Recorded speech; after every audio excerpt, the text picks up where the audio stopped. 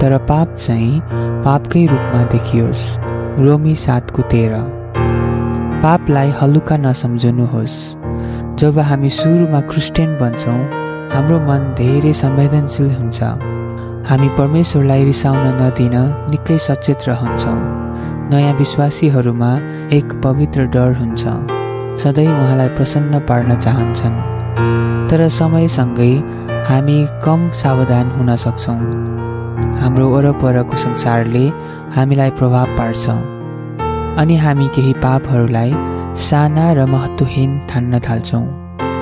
सुरुमा सानो पापले पनि हामीलाई असजिलो बनाउँथ्यो, तर समय बित्दै जाँदा हामी त्यसको बानी पार्दछौँ। हामी भन्छौँ, यो त केवल सानो कुरा हो। त्यसपछि हामी अझ ठुलो पाप गर्छौँ अनि फेरि अर्को। बिस्तारै हामी आफ्ना कामहरूलाई सही देखाउन खोज्छौँ। कम्तीमा हामीले कुनै ठुलो पाप त गरेका छैनौँ भनी भन्दछौँ। हामी हाम्रा पापहरू लुकाउने प्रयास गर्छौँ र तिनलाई राम्रो नाम दिन खोज्छौँ। प्रिय विश्वासीहरू, सावधान हुनुहोस्। साना पापहरूले नै ठुला पापहरू ल्याउँदछ। एउटा सानो बीजको थोपाले नै ज्यान लिन सक्छ। लगातार पर्ने पानीले ढुङ्गा काट्न सक्छ। पाप सानो देखिए पनि यसले नै येशू ख्रीष्टको शिरमा काँडाको मुकुट राखियो र उहाँलाई क्रुसमा टाँगियो।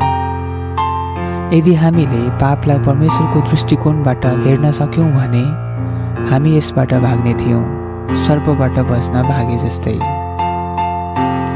पापकै कारण येशू ख्रीष्टले दुःख भोग्नु पर्यो र मृत्युमा जानु पर्यो। यदि हामी यो बुझ्छौँ भने हामी पापलाई घृणा गर्नेछौँ र यसलाई साँच्चै अति नै पापी ठान्नेछौँ। सानो ठुलो जुनसुकै पापलाई पनि पाप नै सम्झिनेछौँ। आउनुहोस् प्रार्थना गरौँ। हे प्रभु, पापलाई पापकै रूपमा देख्न मलाई दृष्टि दिनुहोस्। मेरो हृदयलाई पवित्र र संवेदनशील बनाउनुहोस्। सानो पापबाट पनि टाढा रहने शक्ति दिनुहोस्, किनभने कुनै पनि पापले मलाई तपाईबाट अलग पार्न सक्छ। मेरो पापहरूका लागि येशू ख्रीष्टले दुःख सहनुभयो, त्यसका लागि म धन्यवाद दिँदछु। मेरो जीवन तपाईका लागि स्वीकार्य बनाउनुहोस्। येशू प्रभुको नाममा, आमेन।